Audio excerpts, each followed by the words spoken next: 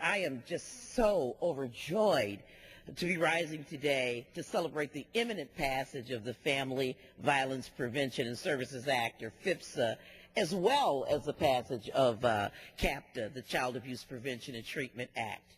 By taking swift action to pass these bills before the end of the year, we are taking a stand to protect victims of domestic violence as well as children who are victims of abuse. We're also taking landmark steps to help break the cycle of abuse for generations to come.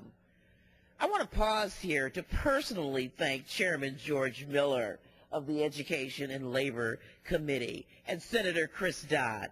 I have worked so hard to bring attention to these bills, and I've been fortunate enough to have strong allies in these two chairmen, both of whom are extremely committed to these causes. I have had the honor of being the lead sponsor and champion for FIPSA in the House, but I certainly wouldn't be celebrating here today without the good work of Chairman Miller and Senator Dodd.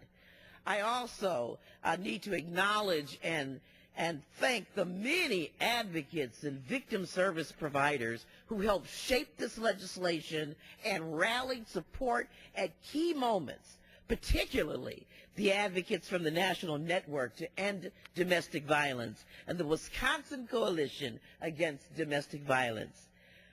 Now, in spite of the fact that we've made great progress towards acknowledging that domestic violence is a crime and a crisis and a threat to public health, we've got such a long way to go. 1 in 4 women in this country experiences domestic violence in her life. Every day in this country, an average of 3 women are killed by a current or former intimate partner. In my state alone, deaths from domestic violence are the highest in a decade. And approximately 15.5 million children are exposed to domestic violence each year.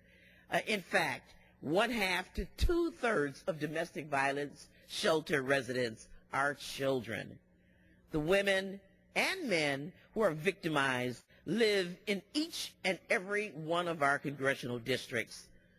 They come from all walks of life, regardless of socioeconomic status, ethnicity, religion, partisan affiliation. They're members of our families, they're friends, they're neighbors, they're co-workers, and some in this room have been victims and survivors of this violence.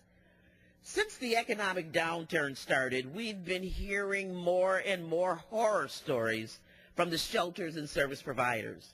The economy has been a very bad situation, has made a bad situation worse for an increasing numbers of victims, many of whom have few resources to flee their abusers. Mr. Speaker, I yield another 30 seconds to the gentlewoman. The gentlewoman is recognized for an additional 30 seconds. Thank you, Mr. Chairman. We've said that FIPSA keeps the lights on for these programs, and it's always done a great job. And the beautiful thing about this program is that the reauthorization authorizes more activities to help us better treat children in particular